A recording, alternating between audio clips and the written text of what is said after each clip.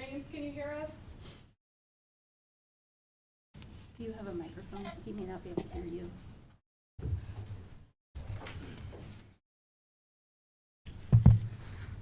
Is Member Maines present on Zoom? I think we can assume he's there.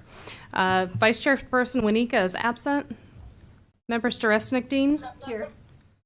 Member Kane?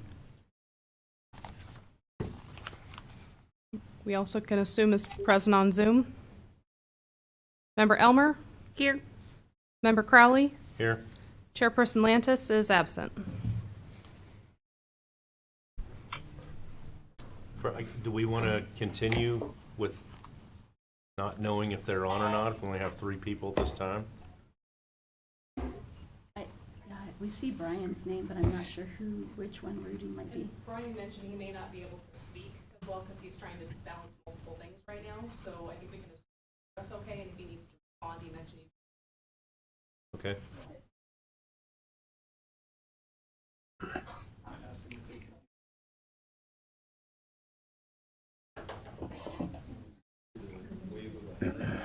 Can you see what's in that chat? I see someone. Anyone on Zoom, can you verify if you can hear us okay, please? Can anyone hear you. online hear us? Yes, we can hear you. We're good. Oh, and Member Kane can hear. Okay. So we've got our quorum. Okay, we have a quorum-ish. Okay, at this time, I'd like to ask the Planning Commission members to make a declaration of any conflict of interest or any ex parte or outside communication that might influence their ability to hear all sides on any item on the agenda so they might come to a fair decision. Hearing and seeing none. Discuss any changes needed to the October 27th study session minutes. Anybody have any comments on those? I had no comments. Okay. Need a motion to accept or deny the 27th minutes? I motion to accept the minutes as presented. And I'll second. Have a motion and a second. All in favor, say aye. Aye. Aye. Do you need to call the roll? Would you like me to call the roll for the motion? I said, all in favor, say aye. Did Member Kane happen to respond by chat by any chance? It's up. Perfect. That's everyone. The letter I. Okay, any commissioner comments? I had the opportunity to participate in a webinar and then go see the exhibit on redlining. That's at the Johnson County Museum. And it's a really interesting discussion about the zoning and real estate decisions that were made in the early part of the 1900s and into really through the 1960s, and how it impacted people. If you're interested, I can send you the link to the webinar, but just talking about how we use zoning and laws and rules to regulate against certain groups of people. We have signs in our community that say we're building an inclusive community, and this really made me hope that that's what we're doing, because our powers can also be used for bad. So it was a really moving exhibit. It's on display at the museum till January 7th, if you want to take a look, because it's a really interesting history of how decisions were made to discriminate and then how that still impacts us. Johnson County Museum, the old King Louis, if you are familiar with Johnson County, on the Metcalf. Interesting. Yeah, it's super interesting, but I didn't really appreciate just how systemic all of these decisions were that were being made to exclude people by color or religion, and how it impacted the way we still live. Could you imagine being on the planning commission back then? Oh my gosh. No, I could not. So Commissioner Starsnick-Dean, I would like that. I don't know if maybe possibly you could share it and then it could be distributed to the commissioners and then we can watch it if we have that desire. I'll send it to Betsy and she can Yes. distribute it to everyone. Yeah, that'd be great. That would be nice. No other comments? Commissioners? Ryan, you want to text something to us? Okay, ready for public hearings. The 23 through 27 capital improvement plan. Good evening. If you don't mind, I'll give you just a brief overview and then you can open the hearing.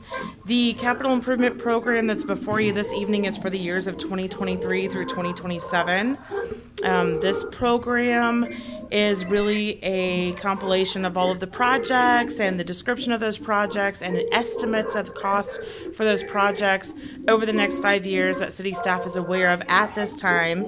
And we also provided to you in that same packet some information about or a list of other additional projects that might be coming to our radar soon. And really those were prepared in an attempt to be ready for any future grants that come available, because this is a time when there are lots of grants coming available quickly, and we want to keep them on the radar. Just a quick note about the program itself is that everything that's prepared and presented to you in here is with estimates. Everything is contingent upon funding being available. It can change at any time based on priorities of the commission or the community needs in general. And that often you'll find a really large number for the completion of some of these projects, but that doesn't mean that city funds are being used to fund that a complete project. There probably are other funding sources being compiled together, but that would be an estimate of the project total itself. So in addition to that, in the packet, there was a memo from your community development director, Mike Hall, and it was a review for conformity with the comprehensive plan. He might have some comments he wants to share with you, but other than that, that's what I have to present to you. And during your public hearing, I'm happy to answer any questions that you have or that the public might have. Okay, thank you. So, Any comments, Mike? yeah, I'll say a few things. So, what I did is went through the. Mike, could you hold until you get a microphone? Yes, thank you. I told you. One comment that I do have is if we're on Zoom and someone does not have a mic, can't hear a word you're saying. Okay. Lip reading is good sometimes, but not always.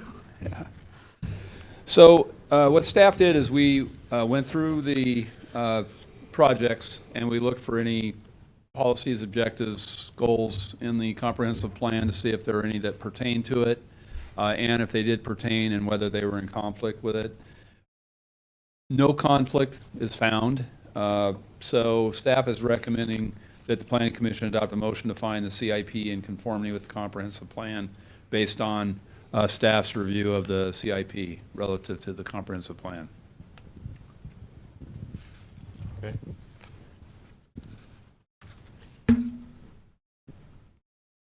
Any comments by any commissioners? I have some questions, but I didn't know if we needed to wait if there were any other public comments, or if I can go ahead and ask. Not sure there's anyone else here. Anyone online that would?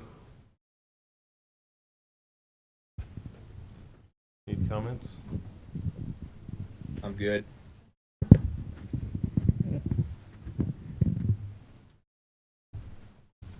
Okay, here are my questions. I read through this really carefully. It was actually very interesting. And thank you, Mike, for going through and breaking down how these things fit with the plan. That was really, really helpful. So here are my questions. The auditorium, I noticed that there was a chairlift project, which is excellent, but it is not going all the way up to the mezzanine, correct? It is just to connect the basement to the main entry floor, the auditorium floor? That's correct. Okay. The downtown streetlights, is that only going to be Main Street from the bridge south, all of Main Street? Is it going to include the matching lights along the Prairie Spirit Trail to the parking lot at the north trailhead? That is not actually outlined in their description. Main Street, Just, but it's Main Street north and south. There is, I hate that distinction, quite honestly. Main Street runs Main Street. yeah, I just say the bridge. Yeah, but the Main Street goes past the bridge to the. Yes, it does. Yeah, thank you. And it would include all of the Main Street streetlights, but it does not include the Prairie Spirit Trail and those lights, no. Okay, because I know No. those are a matching set, or very close, so I wasn't sure. There was but- an attempt to match there, yeah, Yeah, absolutely, But it will include both sides of the river. Absolutely, yes. Okay. Thank you. And since you're up here, I'll ask one more question. The river crossing circuit rebuild, Uh-huh. is that a project aimed at shutting down all those blackouts that we have on the north end? Is that the main purpose of that? It seems like we get a lot of those. I think anything that we do that updates or upgrades our system begins to help alleviate some of the outages. The things that happen, whether you have a brand-new system or an older system, can happen. We recently, and maybe that's why, the north side is getting picked on here, but I think we have as many outages and maybe more on the south side. I don't have that data in front of me. But again, anything that we do, especially with pieces of our older system, which is that river crossing, has been there a long time, is going to enhance our reliability for sure. Thank you. Mm-hmm.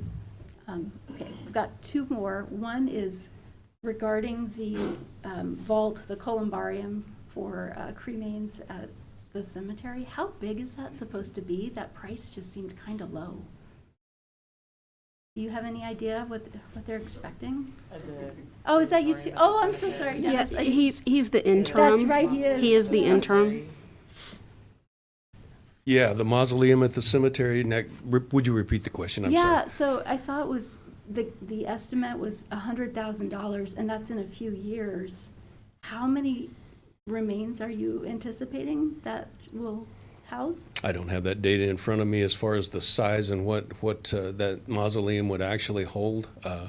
Most of those mausoleums that we have looked at are capable of 250 to 300 people.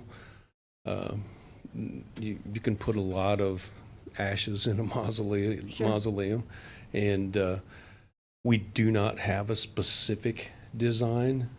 We're trying to look at, I'll call it round numbers for lack of a better term, as to what something like that would cost us to install. Okay.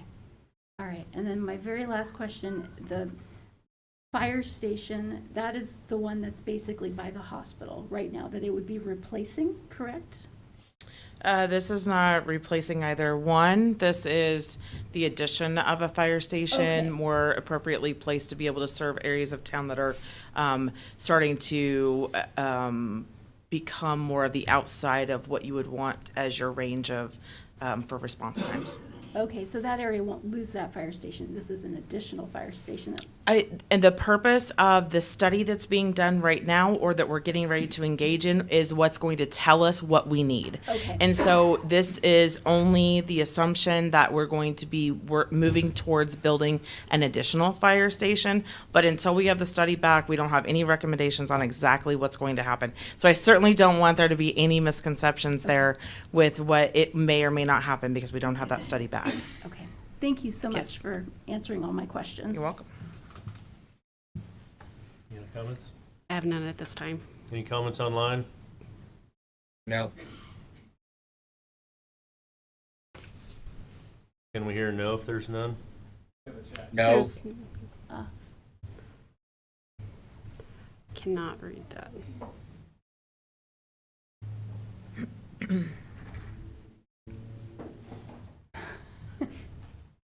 I've reviewed for the last several weeks the CIP. It's a great document that explains some of the needs as we look towards a growth mindset, infrastructure critical all around. The auditorium upgrades are much needed. Our pool facility is hanging in there, but falls short of other pool facilities in towns similar. Just a couple of comments there. So the city commission has started conversations, and in fact, I think we're moving towards moving in the right direction of trying to find, bring someone on to start those conversations about what does that pool facility look like in the future. So everything that's in here, the year, everything is just a guesstimate until we start those community conversations about what do we need, what the needs are, how can we meet those needs. What the location, what the cost might be, all of those things are really up in the air. But having it in the document is more of a notification to the public that there is a conversation happening at this point. Okay. Any other discussion? If there's none, I guess we've closed public hearing. Okay. And any more discussion, or is there a motion? So we're just motioning to find the capital improvement plan in conformity with the comprehensive plan? That is all we need to do tonight? Correct. Okay. We do have a chat. Brian beat us to it. What did he say? I can't. He says, I move that we accept the CIP. Okay, we have a motion. Typed motion. Have a second? I'll second. Motion and a second. Call Aye. vote, please. Member Strestigdine? Yes. Member Kane? Yes, via Zoom. Member Maines? Yes. Member Elmer? Yes. Member Crowley? Yes. Vice Chairperson Winika and Chairperson Lantis are absent. Passes. Any old business?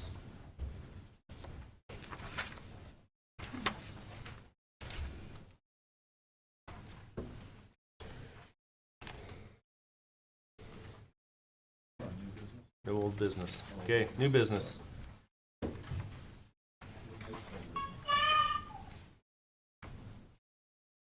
Okay, discuss Hidden Lake subdivision generally located at 1731 South Princeton, preliminary plat application.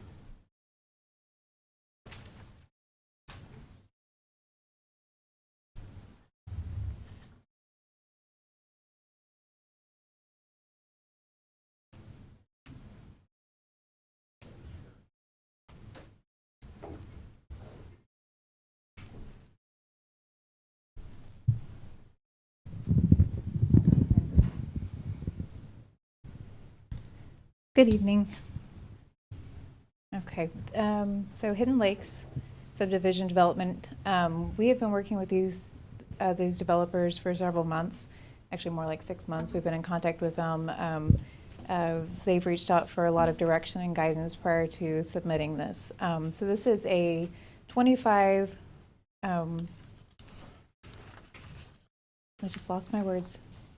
25 plot development. There are going to be 24 residential homes. They're 3-bedroom, 2-bath.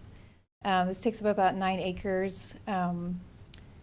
This is the vicinity map with the section there in the orange is where the development is going to take place. The developers actually own that entire parcel there. That's about 35 acres worth. This is phase 1 of this development.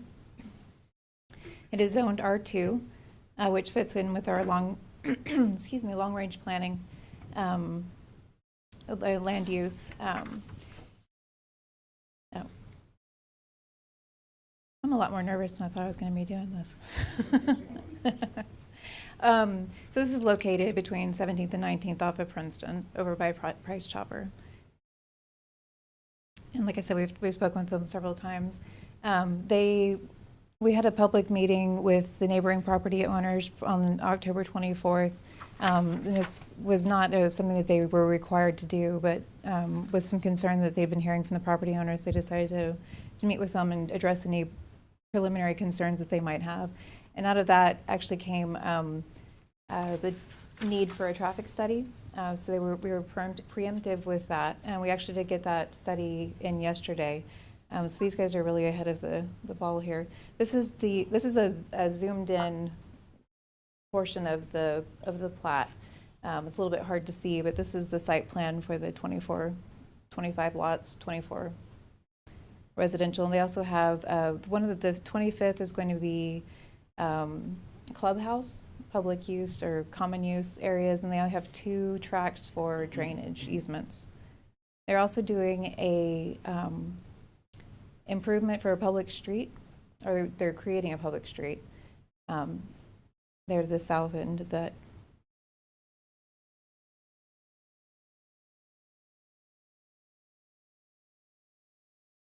And there's the bigger one. Is there anything in here that we need to point out? Okay, so just that's the entire property that's subject to the preliminary plat. The area that you can see the contour lines there, that's for future development. There are no specific plans for that at this time.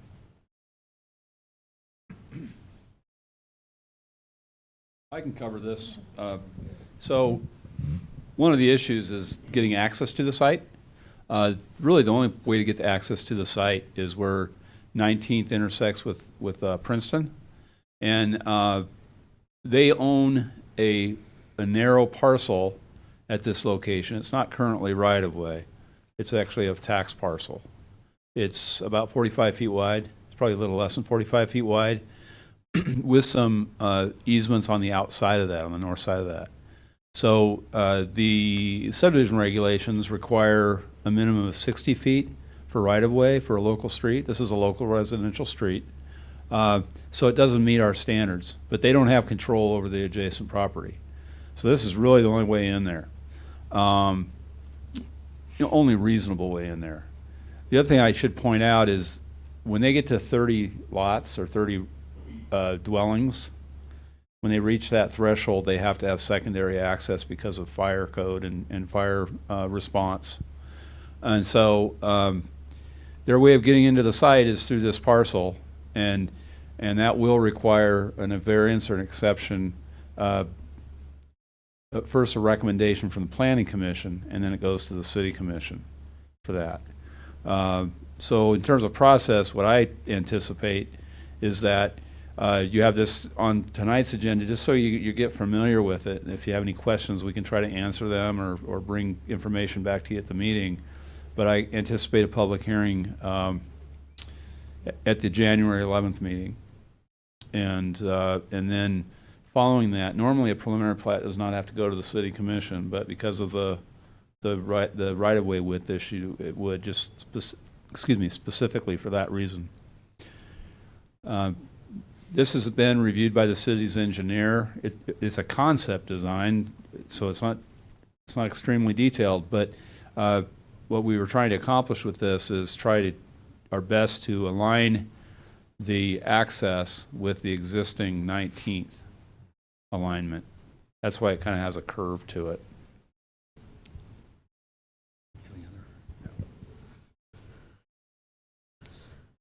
Well, like we discussed earlier, the traffic study, and so far what the findings have been, we haven't had a chance to review it in depth, but the highlight is that they won't need to do any signalization improvements just for the 24 units at this time.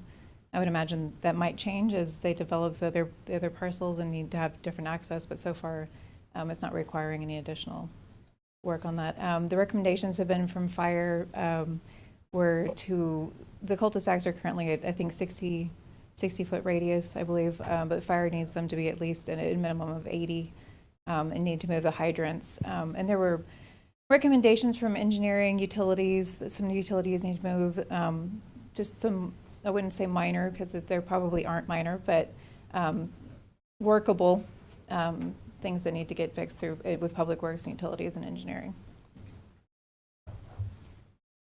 And that is what we have for you tonight. I'll just add that the designer is on by Zoom, as well as the developer, Belmont Development. And they might have a few comments. They can probably tell you a little more about the traffic study and its findings. Excuse me.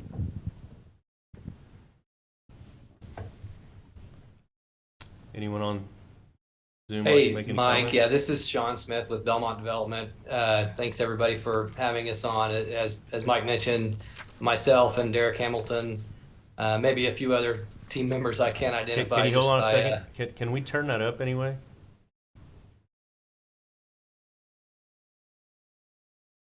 Sorry. No problem. Try it now? Is this better? Can you hear me now? No.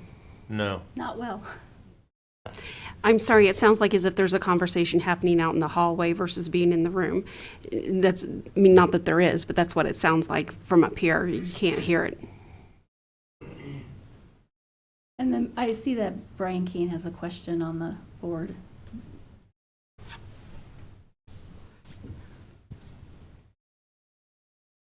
And Betsy, I don't think that it was that. It's just the fact that the way that it was kind of in a can, the way it sounds. Yeah, I'm sorry.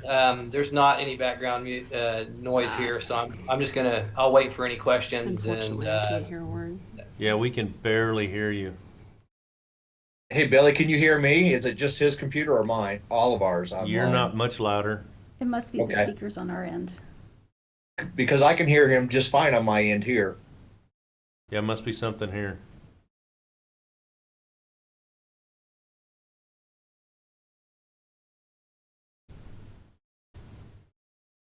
He's looking at something.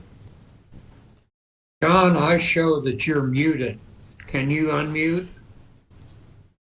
Look in your upper right-hand corner. Yeah, Larry, I muted because there was an issue. I don't know. Can people in the room hear better now? Could you hear Larry better? Actually, you're the softest one of all of them. We can barely hear you. And someone who's Okay. hard of hearing can't hear you at all. Yeah, I think the other people. There we go. online There said you they can are. hear Fine. I think it may be. There we go. an We can issue hear you with the fine now. speaker. We fixed our speakers. Okay, great. Better now? Yes. Oh go my, ahead. yeah. Technology, gotta love it, right? Yeah. No, again, yeah, Sean Smith here with Belmont Development, and I have on with me Derek Hamilton. He and I are partners, and I believe Ryan Hudspeth is on by phone as well. He's the third partner of our group. We're based out of Oklahoma City. We have a development company, a construction company, and our management company is run out of Fort Smith, Arkansas. So we're, primarily affordable housing developers. We do this in Oklahoma and the states surrounding Oklahoma. We have another project similar to this that's completing construction in the Kansas City area. So this will be a rent-to-own development that we'll manage, over the next 15 years at least. Our funding is from the Kansas Housing Resource Commission for this. We received our award back in May, June timeframe. And so, as Mike mentioned and Jenna mentioned, we've been working with those folks for a few months now and just trying to make sure we're doing whatever we can to get this thing moving along and get it built. We know the housing is needed there. But we're happy to answer any questions you have about this. We have with us tonight Larry Blackledge, which is our architect, and Micah Souter, which is our civil engineer that prepared the plat. So, open to answer any questions you may have for us. Okay, thanks. Do we want to read off Brian's question since he's got it there? Brian Kane's online, and he has a question. Let's see if I can see it. Is the access east of Princeton Street currently used as a property access for the existing home to the north? I'm concerned that cutting access through 19th, even with a variance, could cause issues with the existing property. That is from Brian Kane, who's online. Sure. Yeah, got it. Yeah, yes. The house to the north of that access, they do currently access their property through that. That's the only way. And that was the primary, or at least one of the primary reasons, as Jenna mentioned, that we had that neighborhood meeting a few months ago. We realized that, we would be disturbing those folks by improving this street. I mean, obviously, in the end, it'll be a net benefit to them, but during the construction process, it may take some coordination to make sure that they can still access their property while we're working on that. We fully recognize that that's a concern and are prepared to work with them however we have to make sure that they have access during that time frame. Okay. My question about that particular intersection and the traffic, that's already kind of a wonky intersection. Princeton is only going north. You have people who are turning outside of 19th onto Princeton. You've got a street that jogs off to the east.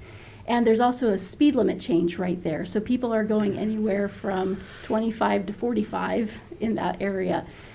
Because Princeton only goes north on that side, you're going to have a whole development of people who are now going to have to cross Princeton onto 19th if they want to go south. So I'm just curious if we've got kind of a narrow street going into this subdivision, how it's going to accommodate. So I guess what I'm really asking about is the traffic study, how it's going to accommodate those properties. And particularly if there's a plan for future expansion into this property, how it's going to accommodate even more. This is Micah Souter with Anderson Engineering. I can speak into some of these concerns. So primarily, first off, with the street width compared to the existing one. So this will match the local residential street as mentioned by Mike Hall.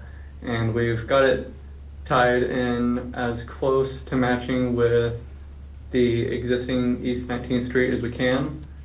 Part of the traffic study and what you're specifically mentioning with concerns is the reason why Belmont chose to engage Amy McCurdy as the traffic engineer, so we could get counts, get real data on any wrecks or existing traffic concerns for this intersection. And so that's part of what the meeting on October 24th was for, was to address that. They are not recommending any significant improvements at this time. For the future though, as you discussed, there are plans for an egress down to the south, down near the Walmart. So Belmont has already obtained a easement that'll be wide enough that we can fit a roadway on the property that isn't owned as part of the main tract. And so whenever we do, if future phases happen, there will be a new roadway that will connect down to the south, so that there will be proper access for fire concerns.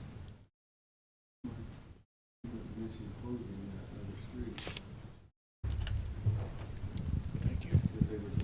Yeah, thank you. So one of the recommendations we made to the developer in our earlier meetings was to close that north leg of Princeton, so you don't end up with a five-way intersection. And so that is part of the plan, is they would close that. And that means that other than that property right on the north, all the others, I believe, would take access from the north, right? It would go back to 17th Street at that point in time. All of the houses that are in there, their access in and out would be 17th Street rather than using what is existing there now. That would eliminate some of that issue that you're concerned with. And I will add that it is on one of the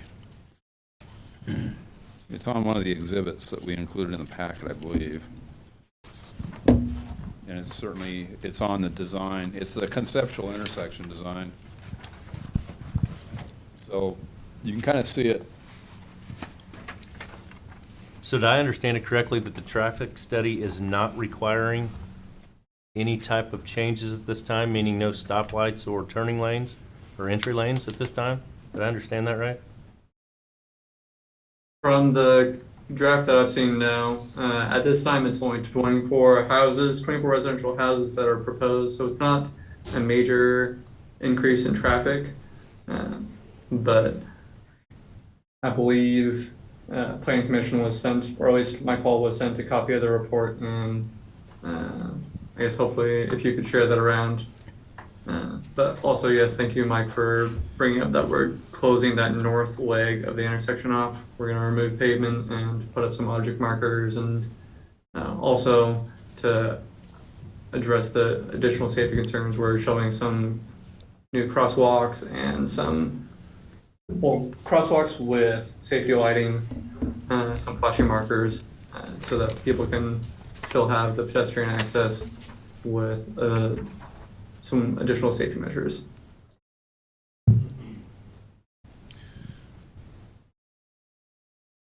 Have you had any feedback from the people living along the street that they're not going to have that access to anymore?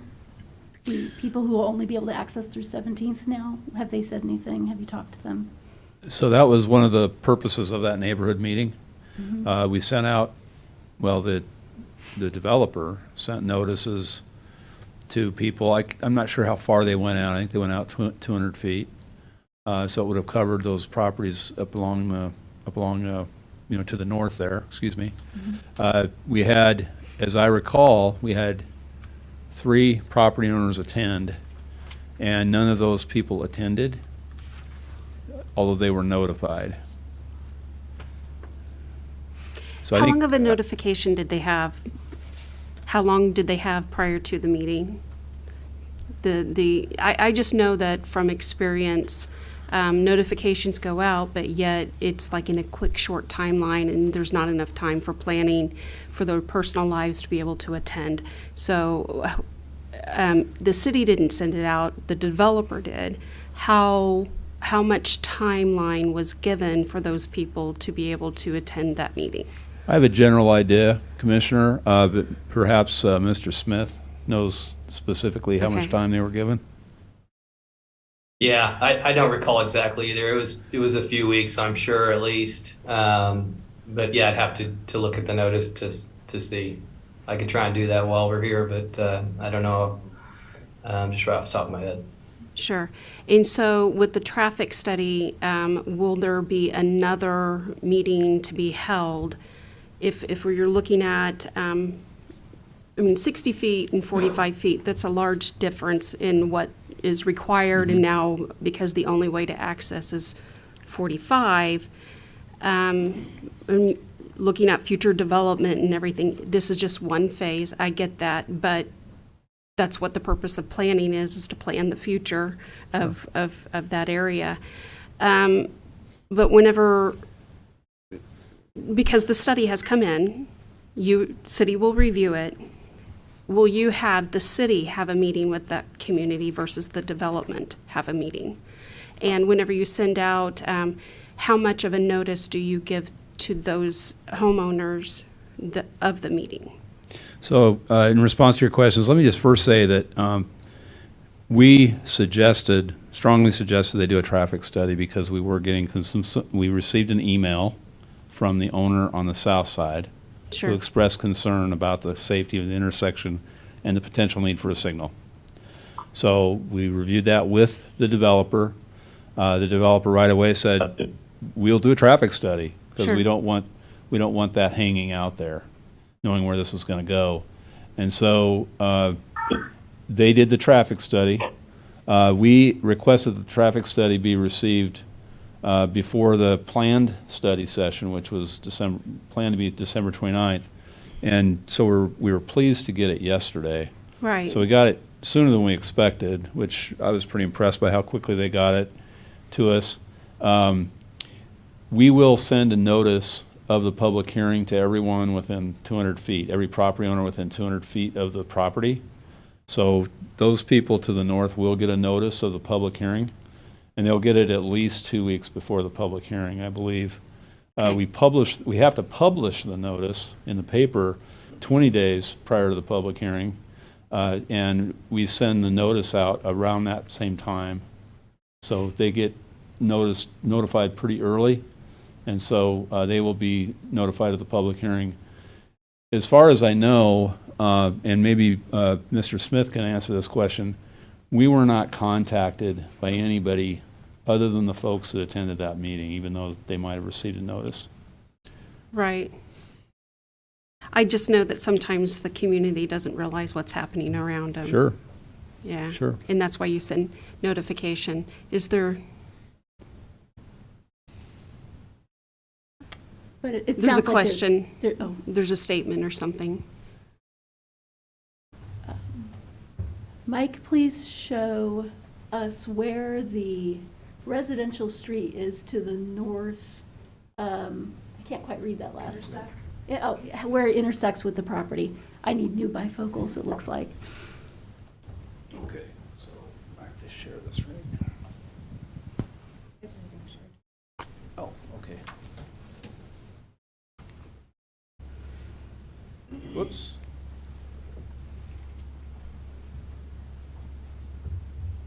So which map do you want to look at? Where do you want to? So my question, what Okay. I'd like to know is, we've got two cul-de-sacs there. When you're talking about fire trucks and things, I'm curious to see what it would take to tie one of those streets in with the existing road to the neighborhood to the north. So we've got a circular flow of traffic through that area. ultimately that would take you out to 15th Street. That would help eliminate a lot of traffic, coming out onto Main Street there. What road to the north are you talking about? I recall being back in there, and there's a subdivision that ties into this, and they've got dead end road chevrons on, back there now. So there's a street that ties in somewhere right in that area. So,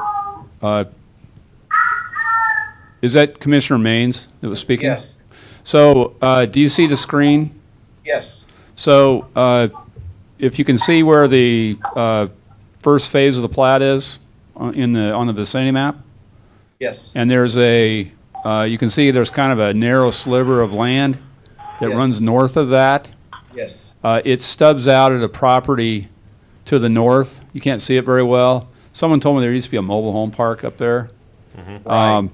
Yep. And in our preliminary discussions, we did consider how that could potentially connect to Cedar to the north, as I recall. And it looked very unlikely that could be made to happen. That's what I recall from the conversation. Does it looks like Fogel Reynolds owns that, right? So what has happened since this parcel map, to answer your question, Commissioner, the parcel map that you see on that vicinity map, it shows that being a separate parcel, and what has happened is that was excluded from this plat. And so they excluded it from the plat. So I'd say if there was an opportunity to connect to the north, that opportunity no longer exists. And maybe, I don't know, Dennis Tharp is here. Do you agree with what I just said? I don't know, when we had that discussion, Fogels were not interested in selling a piece of property. Well, it looks like it goes through a building there anyway, Yeah. halfway up. Yeah, It just yep. There's just no access. Mhm. I don't know how old that map is, but last time I was out there, Billy, it didn't look like that building was there. It looked to me like that residential area came right up within like 50 feet of this property line, I thought.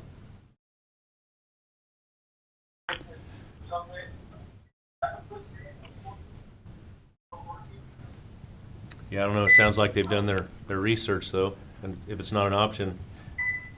So Right, I'll just Yeah. add to that, yeah, Yeah. like Mike said, we did kind of explore that option, the seller of this land, as part of, our agreement, they wanted to retain that portion of land anyway, so, I mean, it's privately owned, and it was their desire to retain that, so that was one challenge. I mean, we did discuss with them the possibility of some type of easement or something if we did have to use it as a secondary access, but after investigating it, realized that wasn't going to be an option. one thing I will say, Mr. Chairman, I appreciate the question because I think it is a valid question, and I think if there's a way to connect to an adjacent subdivision, that's something that should be considered. In this case, just all the factors involved, it looked very unrealistic. And not to mention, potentially, it'd be hard to do that for the first phase anyway, partly for the cost of the road. They have a good plan for the second phase, Yeah. going south. Now, there is a public hearing for this in January, correct? So if the public is concerned, they can participate at that time. Absolutely, yes.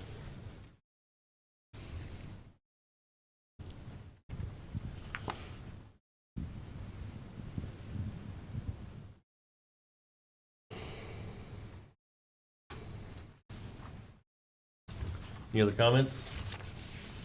I'm good. I do have a couple comments. So, the lot A and B, is the developer going to be maintaining those lots? And then, it's too hard to tell because we're looking at a small copy, but is there a lot corner at the northeast corner of 7 or the northwest corner of 13? Or do those tracks wrap around into Lot A? It's kind of hard to tell. Yes, this is Micah with Anderson Engineering. Those do have a corner at the locations you mentioned. Are they at the top of the cul-de-sac? Yes, sir. So Okay. there's a 2-foot width measurement that comes off of the lot line at the location. Yeah, I saw that 2-foot tick mark. I wasn't sure if that's what it was. Yeah, that's the width of the front of that lot, Yeah. measured from north to south. And then the only other comment I had was, with the contour lines all going towards the middle of those lots and the stormwater going, headed north of the city, any thoughts on that stormwater going on to the property to the north? Just comment. So one thing I'll say, we received review comments from the city engineer, his review of the stormwater drainage report, which is not included in your packet because it's quite a bit of technical detail. I don't know if, he asked for more information, so I think the stormwater drainage report is not really approved yet, but I don't think there are any major concerns with it or anything. But, you know, the purpose of that is to make sure it doesn't have a negative effect on adjacent property owners. It's one of the outcomes of it. So it goes back to the reason that this came to us is because of the fact of the street access is going to be narrower than what is required. And we're talking about future planning of the development of the land that's to, if I'm looking at this correctly, to the east.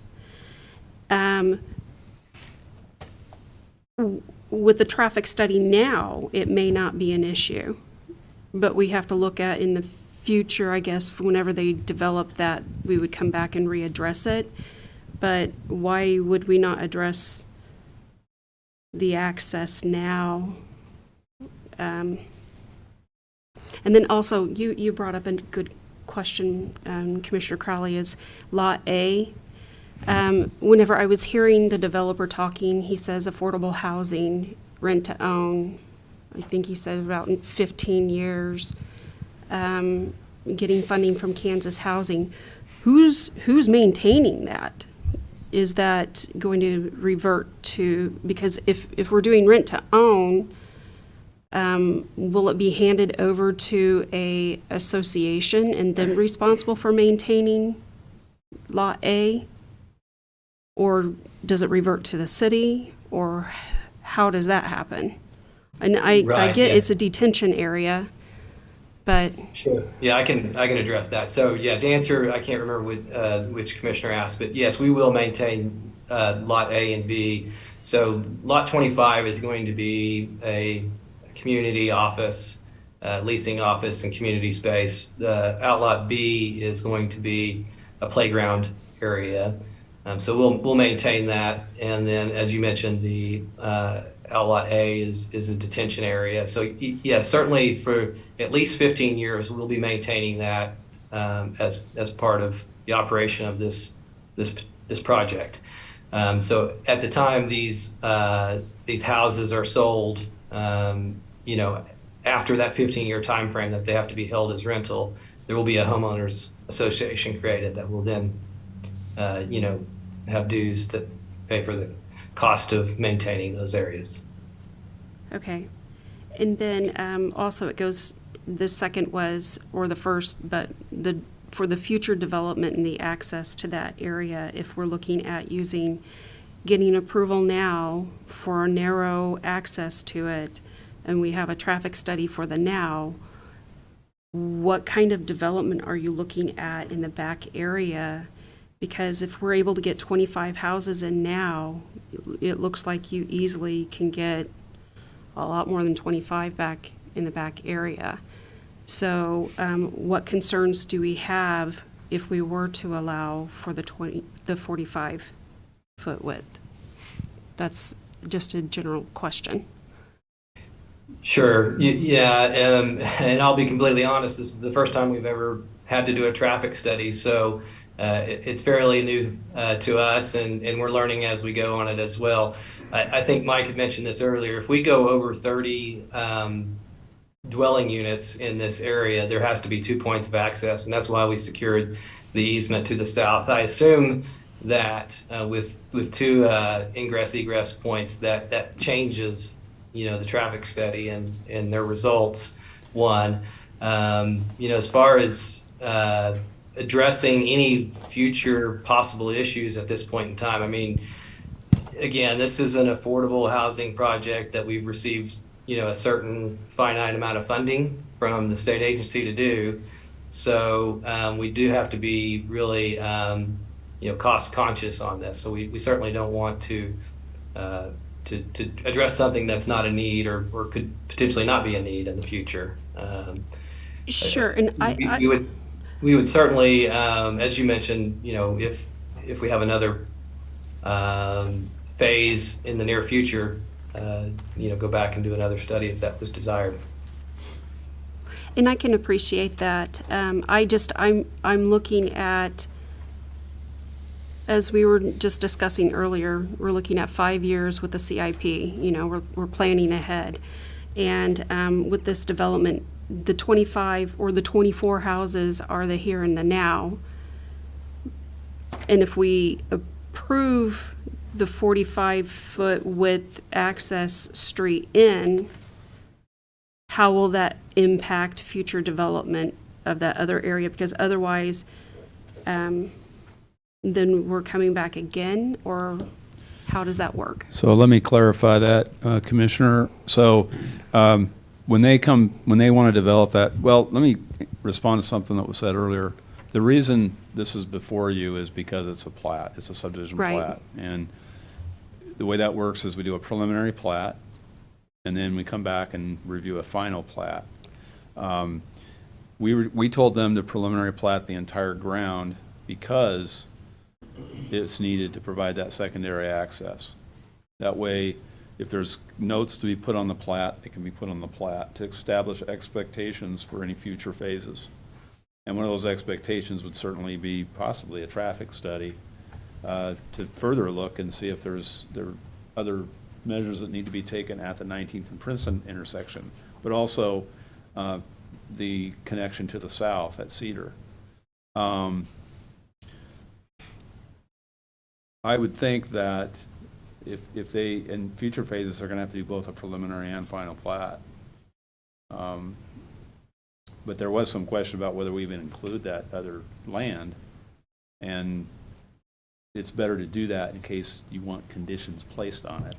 And Right. This process enables you to do that through notes on the plat or what have you. But regardless, we can't make a street wider than 45 feet, correct? I mean, Yeah, there's just no room to do that. Yeah, and let me clarify, it's the street right-of-way, not the street. I believe the street, the roadway, the way they're designing it, meets our standards. Our standards require a certain width, I don't know what it is off the top of my head, some of the subdivision regulations, curb, gutter, and sidewalk on one side. And they're providing the sidewalk on the north side. And, but they also have to get into the details, make sure the drainage works, there needs to be room for storm sewer. We've discussed the utilities that go through there. So they're well on their way. It's really just the width of the street right-of-way. To make sure that everyone understands what you just said, the street itself is going to look like any other street in town that's been built recently. You're not going to know that there's any difference. You're not going to know where the right-of-way is. The street itself is going to look like a normal street, correct? The paved roadway should look like a normal street. Correct. It's got that little bend in it. It's a little tight. I mean, I don't want to, cover that up or brush over that too much. The right-of-way is narrow. But it will be a normal street built within the right-of-way. Yes. I think the thing to consider, and this is something that when you do consider an exception or a variance to the subdivision regulations, first of all, when it's a variance to the subdivision regulations, it does not go to the BZA. It goes to the Planning Commission, the Board of Zoning Appeals. It goes to the Planning Commission and the City Commission. And there are certain findings in there, in the code that tell you what warrant some justification for granting an exception. If you look at this land, if it's going to be developed at all, there has to be access to it. So whether it's a public street or a private street that accesses something else, like apartments or something, or a bunch of duplexes, it has to go through that narrow. It's hard to get to that land any other way. So, but it does require special consideration because of that right-of-way width. Are we needing to make any sort of decision or motion tonight? No. Okay. This is for discussion. This is a pretty significant project. We wanted you to have the opportunity to review it. Normally it'd be on the December 29th agenda. We were concerned that we were not going to be able to obtain a quorum for December 29th, and so we're kind of getting this to you early.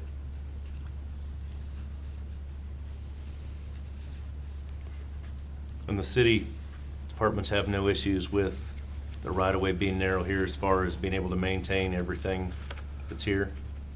At this point, that's not the concern. That particular issue is not the concern. It's really the details. And Well, the reason I ask that is Yeah. the details to me, if it looks like a normal street and it's within the right-of-way, I mean, I kind of agree with the comment you just made. This is a unique situation, and we all know the need for these types of houses in Ottawa. And my opinion is if it works within the right-of-way, yeah, it's not the norm, but it looks like it's going to work. the property is zoned for single-family homes and duplexes.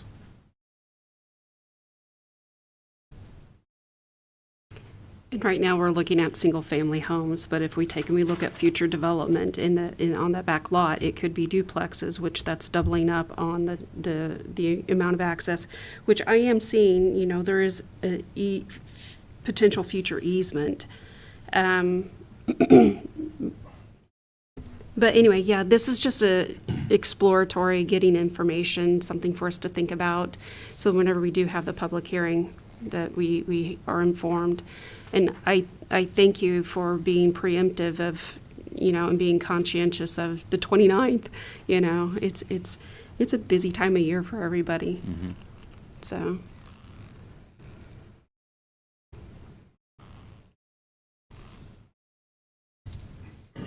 I don't have any other questions at this time. Does anybody else? No. Yeah, I don't either. Brian, anything?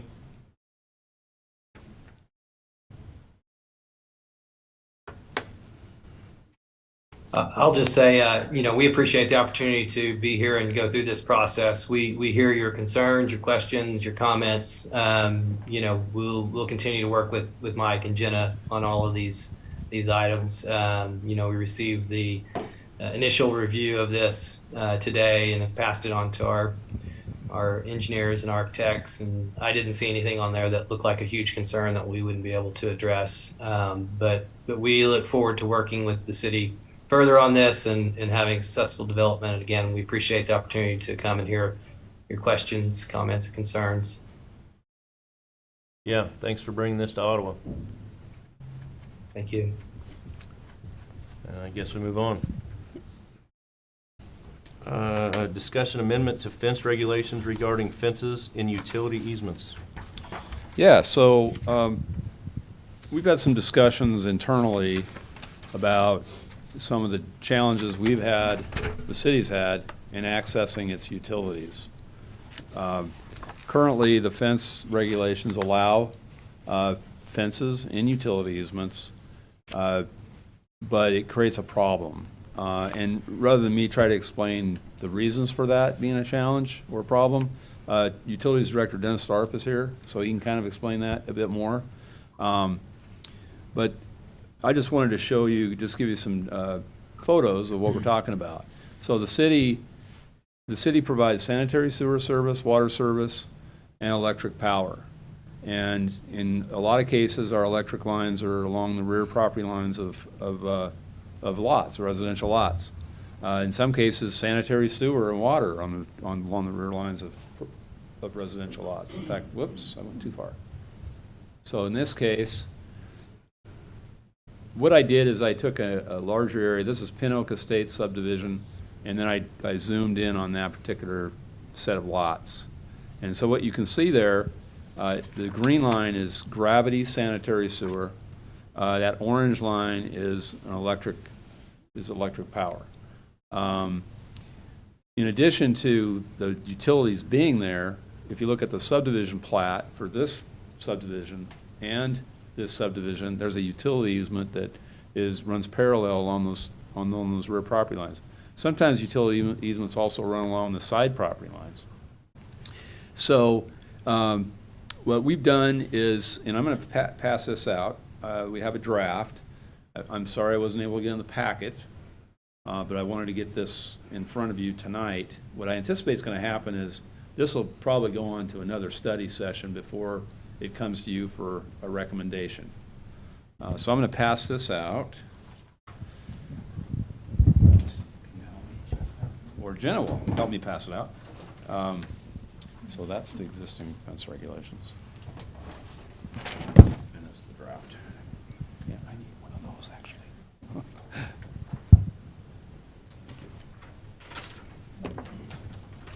Yeah, thank you.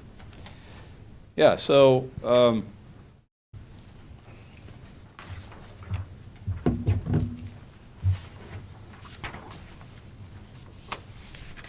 so what we're passing out is the entire fence regulations, which are part of the zoning regulations. There might be other things in the fence regulations that we're looking at right now that need some clarification. So there could be other potential text amendments other than the issue with the utility easements. But I'd say really the substantive issue, the real essential issue and purpose of us doing this is fences in the utility easements. So do you have any questions so far?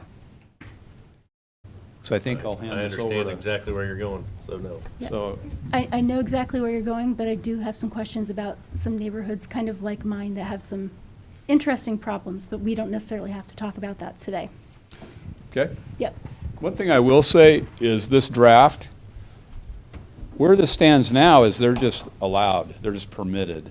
There's not really any question about them being permitted or not.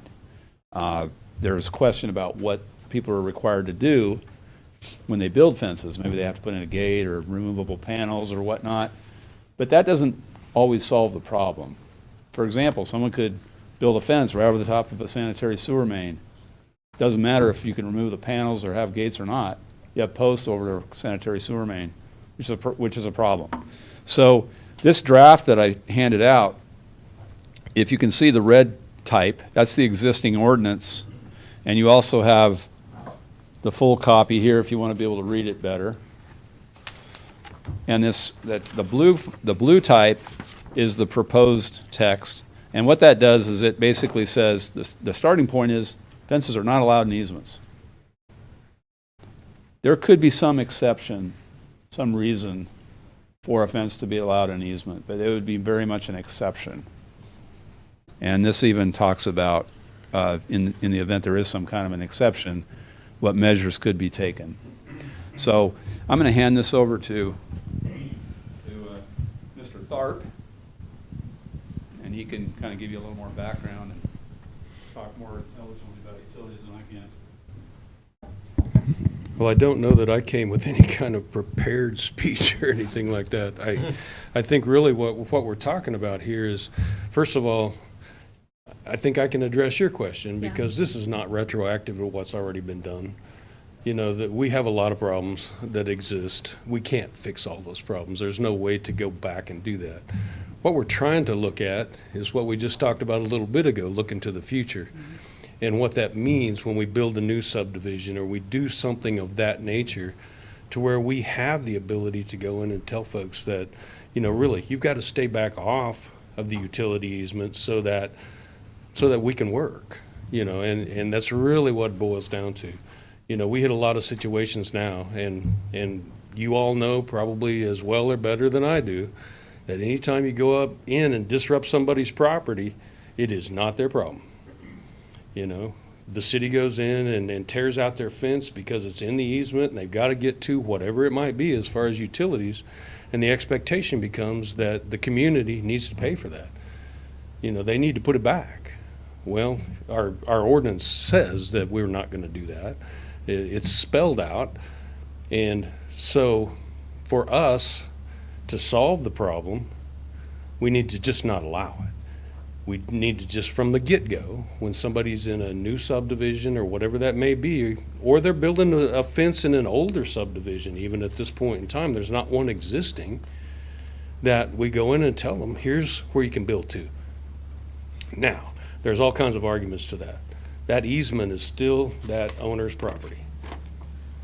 We can argue that till we're blue in the face, you know, and that goes on and on and on. Again, we come back to the fact that at some point, wherever this might be, there's going to be a failure of some sort. Maybe 10 years, maybe 15 years, maybe down the road a long ways, but it's going to happen. And it's going to affect somebody. And while we're allowing these fences or buildings to be built underneath power lines or over water and sewer, people just do not understand at the end of the day that we got to take it out. You know, it's got to get out of the way. And so this is an attempt to solve that problem.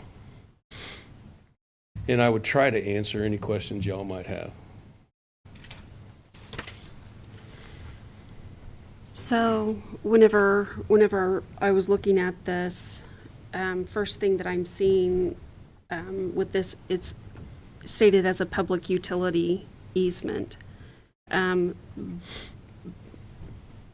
So it wouldn't necessarily be that if it were in like at a right-of-way easement, we're talking utility, just for clarification for those who may be listening online or come back and listen to it.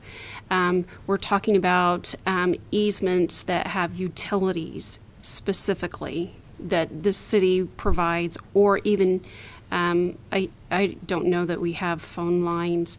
I think that most generally a telephone company is overhead now. They used to be in the ground, Yeah, and that it may works be in both some ways. areas. It absolutely works both Yeah, ways. and those they lines share can the be in right of way with you, right? Yeah, they can be in the right of way. Right, and they share the right of way with you, and so even if a phone company comes in and they need to have access to that right of way, that's where their fences can be problematic for not just the city but other utility providers. Absolutely.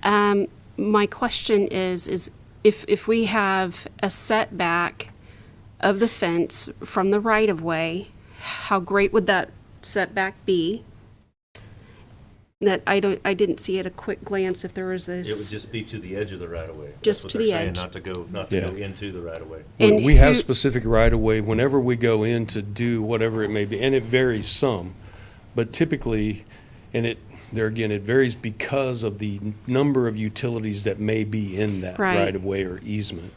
You know, if we've got a water line and an electric line, and maybe like you said, there could be a telephone line buried in that same easement. Could be cable. You know, there's Right. a number of ways that can work. So typically, let's just say it was a sewer line or just an electric line. We're typically going to have a 20-foot easement. It's going to Okay. be 10 foot on either side of that. And so as Commissioner Crowley said, we are going to ask that when they go back, they're going to stay within that 10 foot of the center of that easement at that point in time. And it's going to be the same on both sides. Sure. And in relating it, it would be about like you said, because even people building in that easement, a power line that's going overhead, not building within that 10-foot area. So then the question comes into who's responsible for maintaining that area? That is the question that always comes up, and I guess the way that I always try to frame it to help people understand is, you think about the right of way out on the street. Mm-hmm. You know, most people just figure that that's theirs, you know, and it's theirs to take care of. You know, that gap between the sidewalk and the street. Most people don't even think twice. that is theirs to take care of. An easement is exactly the same thing.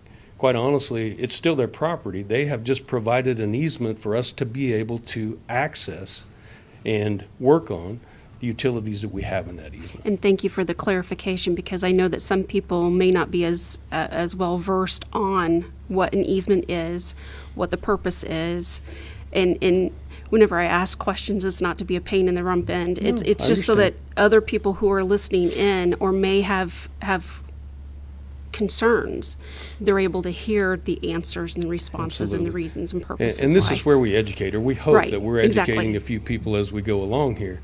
Everything that we're talking about is going to take a certain amount of education for people to understand, because it's not been common practice. We've allowed it before, Sure. and so what we're doing is we're changing at that point. So then the next question comes into, and from my experience working for the city of Kansas City, Missouri, enforcing the zoning ordinance, and fencing, is who enforces it? That is typically a community development enforcement. We all work at this together, and I don't really like pushing enforcement, and I don't like enforcement, period. I but understand. It does have to happen. It has to happen. It has to happen, And and- typically what would happen in Kansas City, it wasn't that we were going out looking for it. It was with a complaint, that it was complaint driven.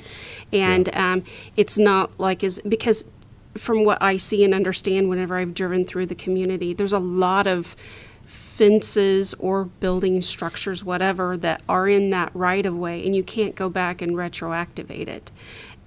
But yet whenever you have this person who's building a new fence, and then that's whenever the questions start happening from there.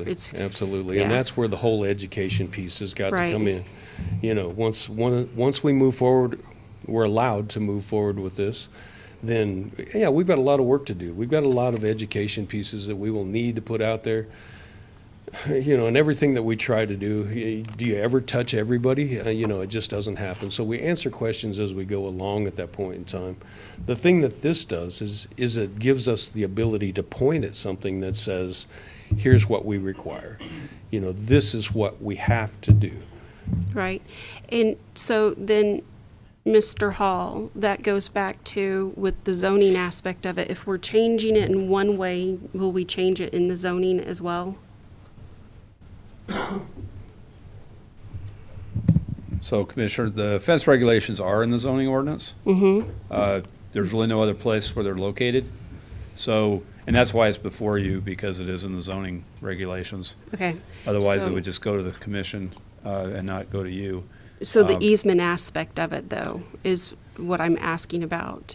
Does, in this change, this would change, and that this would make it to where if there were concerns by the citizens in the future about a fence that may be in the right of way. I mean, it's either going to be we're out as a utility provider and we notice that the fence is there, and then we address it at that time, or it would be that you've got a neighbor who has a complaint that is there.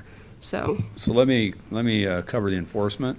It's Yeah. really, there's enforcement that happens on the front end because we require a permit for a fence. correct. And when someone applies for a permit, we require a site plan. Site plan is kind of more than we usually get. It's That's usually when a their diagram. education starts. Right. Yeah, and so, they submit the plan, and if they have a fence that's in an easement, what I've instructed people to do is to inform them that, hey, this fence is in an easement. You need to design this in a way that can provide access to the utility providers, including the city. Right. On the back end, when they build the fence, we actually do go out and inspect fences when they're constructed. And so, and this will make that enforcement a little bit more challenging. There's more to And my to look questions are at. for the person who's listening who may not know that information. So that's. Oh, okay. Yeah, Yeah, I It's not. understand. It's not. Not for for you, me. you kind of understand this, but. I do but, understand. Yeah, for the But public. I'm just letting yeah. you know that. I mean, I've been out. If you're not a part of it, you may want to kind of watch it every once in a while. Ottawa has a Kansas page, and there are people who are out there who will make comment about city staff, and it's because they're uneducated of what city staff is actually out doing. And so this is just an opportunity to be able to speak, to educate those people who are out on social media, the reason why we do what we do. Yeah, and an easement, just for the public, easement means that if you own property and there's an easement on it, that easement means somebody else has use of your property. You own the property, the ground. Sometimes it's called property and fee, but you have this easement, whether it's for access, whether it's for utilities, and so that's the easement. And I don't want to brush this part under the rug. There are people that aren't going to want to be told they can't put a fence in the easement back to their lot I line. used to do zoning enforcement. I know exactly how concerns come. But if the rules are the same for everybody, and again, this isn't retroactive, so Right. People will be grandfathered. They'll have legal non-conforming fences, perhaps, but going forward, what this would do is not allow fences in the easements, except in very exceptional circumstances, and those should be very few, and under very exceptional circumstances. Yeah, and I'm sure there will be people that make those comments, but those people need to understand that without those easements, they couldn't flush their toilets and turn their lights on and turn their heat on. That's what the Right. easements are for. Yeah. Yep. Hey, Brian Kane here. How you doing? Can you hear me? Yeah. We can hear you. I can hear you. My question is, I know you said that this is a future thing, but if an existing fence is on the easement now, I know it's going to be grandfathered in, but the fence, for whatever reason, the wind blows it down or it's just deteriorating, the homeowner wants to replace it, are they going to be able to replace it in its existing spot based on the new regulation? That's a difficult question. Under some circumstances, it's maintenance and it doesn't require a permit. At some point, it crosses a threshold where it's a little more than maintenance. If the fence is entirely down, I don't know the answer to that, just off the top of my head. That's something that, if that's something you want us to look at and provide a more specific answer, we can do that.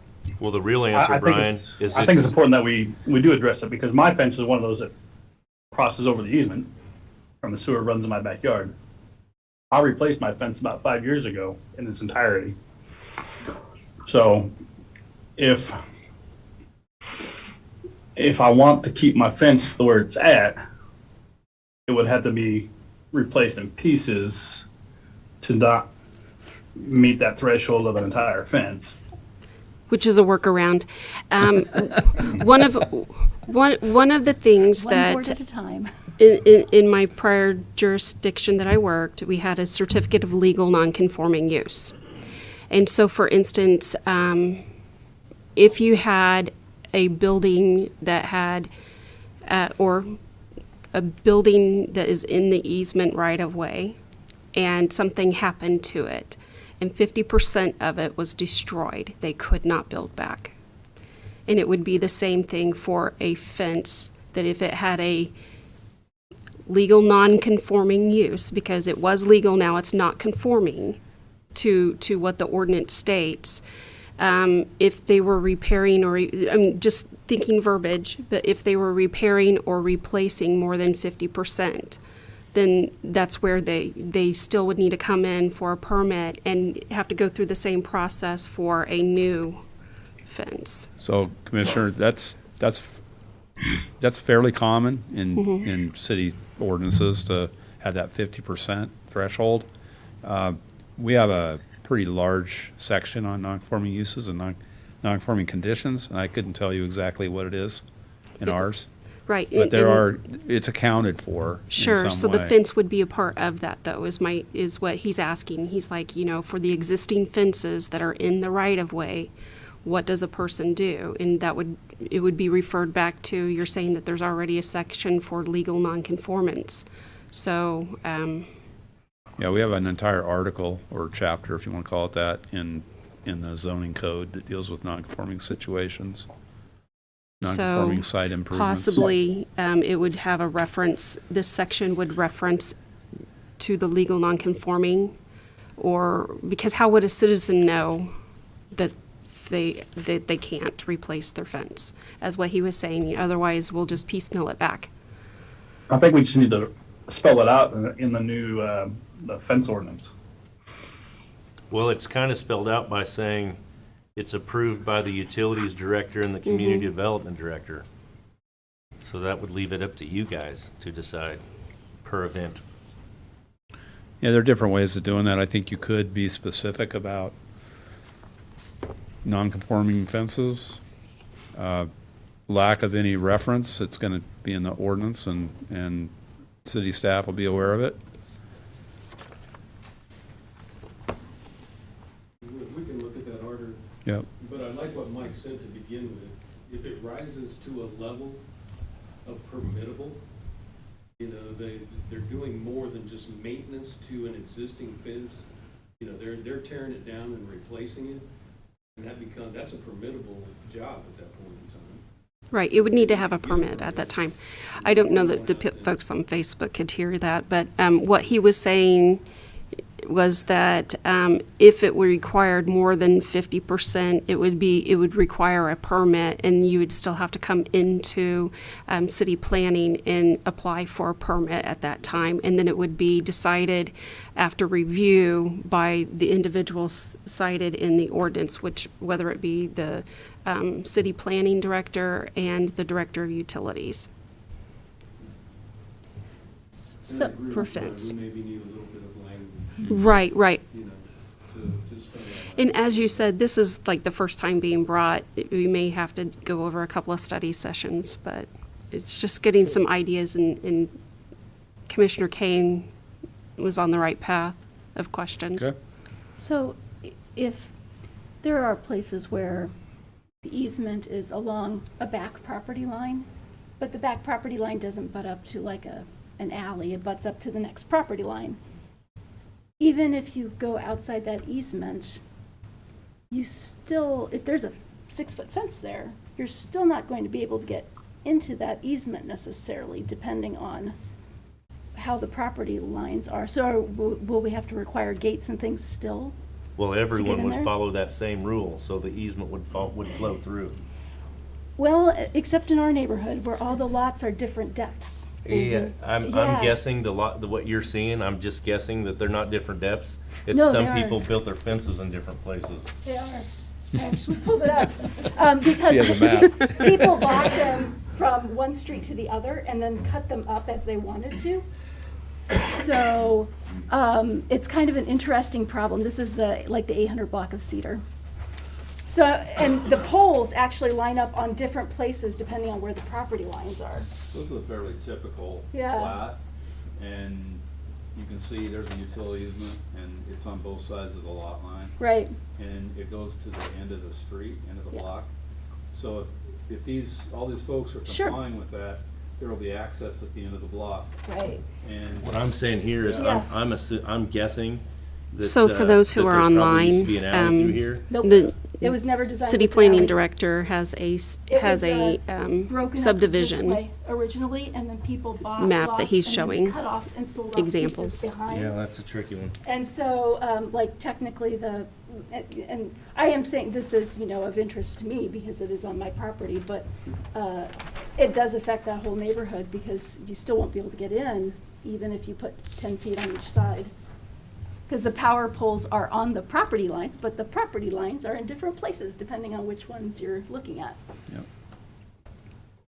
And I imagine there are probably other older areas like that. I hope the city never has to get in there and fix any of your guys' lines. Oh, they did. They drove right through the backyard. They've got to get there somehow. Yeah, we understood. I think and that's the why power Director pole Thorpe was falling. wanting to have something done. Yeah. Yep. Then we get to fix the roads. Yep. Honestly, it didn't make our yard worse. But, I mean, we understood.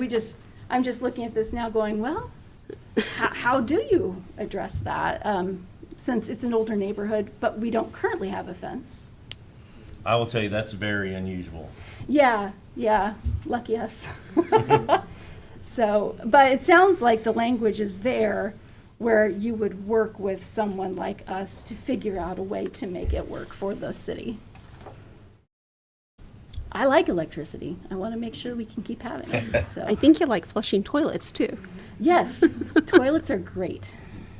Yep. So, okay, yeah. So we just keep hammering out the language. Yep. Any comment from Rudy?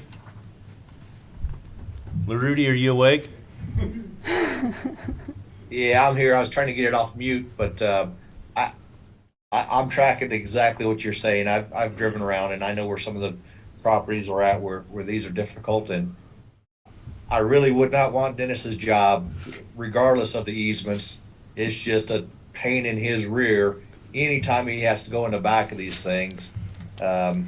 Constantly trimming trees, right? Especially in those older neighborhoods to keep off the all the stuff off the limbs and things off of those lines. Yeah, it's not a pleasant day for them when they have to get back there. Yeah, I agree. Any other comments on that? We will move on. Thank you, Dennis. Thank you. Okay, talk about the training workshop led by Jim Cope, tentatively scheduled for 5:30 p.m. Thursday, January 19th.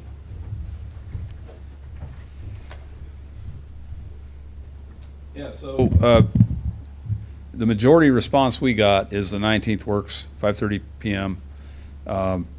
It's pretty hard to find a date and time that works for everybody, and I don't think we've gotten responses from everybody. It's kind of a ways out, so maybe that's the reason we haven't. But right now we're on track to have Mr. Kaup come and give you a training session, and I think you'll find it helpful. And I think it'll be helpful to everybody. It'll be helpful to staff as well. So that's where we're at. I'm one of the ones that didn't reply yet, but is there any possible way we can push this till February sometime? And the reason why I say that, I'm going to have a procedure done here next week that I'm 100% certain that I wouldn't be able to attend anytime in January because it's just too soon for me. I'd like to try to do it in February if at all possible. Would it be something that could be a Zoom session? I mean, those who can attend in person, great, but having the option as like what we have tonight. I don't know where you plan on having the training. I think we could do that. Commissioner Maines, if you were able to attend by Zoom, is that a possibility? Well, sure, but me personally, I'm a hands-on type of person, and I just feel that to do something like that, which I think is needed, I would really, really prefer to be in person for something like this. Okay. I have no issues of what day. After 5 o'clock is always best. That way I can attend as well, but. Mm-hmm. I'm pretty sure we could wait till February. We're running right now without it. So we can wait. Yeah, a couple of weeks shouldn't make that much it's of a not gonna difference. affect- Okay. I greatly appreciate it if that works for everybody. Yep, sounds good. Just need to plan a date sometime in February. Okay. I'm good with February. Okay. Okay, so then reschedule the December 29th study session? And I think that's really just saying that this is going to, all of our discussion we've had tonight is replacing the study session that was going to be in December 29th. So I don't believe there's a need to have a December 29th study session. So we're basically just canceling it as And opposed to yeah, I think rescheduling. that's the way I'm looking at it. So the next comment is incorrect then. The next planning commission study session will be Thursday the 29th.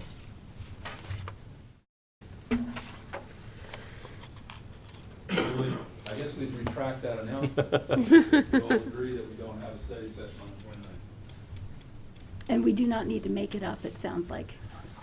No. It's really for you to say, but that's why we had these on this study session, these items on this study session, or this meeting, because we were anticipating it being very difficult to have another study session. And trying to schedule a study session between now and the January 11th meeting, I think would be very difficult.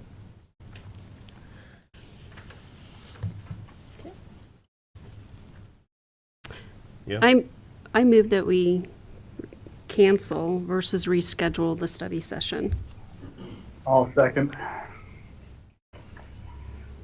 Did we just make a motion? We did. I did. Okay. Motion and seconded. I did. All in favor? Say aye. Aye. Aye. Aye. All Aye. opposed? Nobody. I was like, leave alone. Okay, so that's it then. The other announcements, the next scheduled planning commission meeting will be Wednesday, January 11th. Future planning commission study sessions will be held in the study session room unless circumstances warrant holding it in another location. And that would be it. So have a motion to end this meeting? So moved.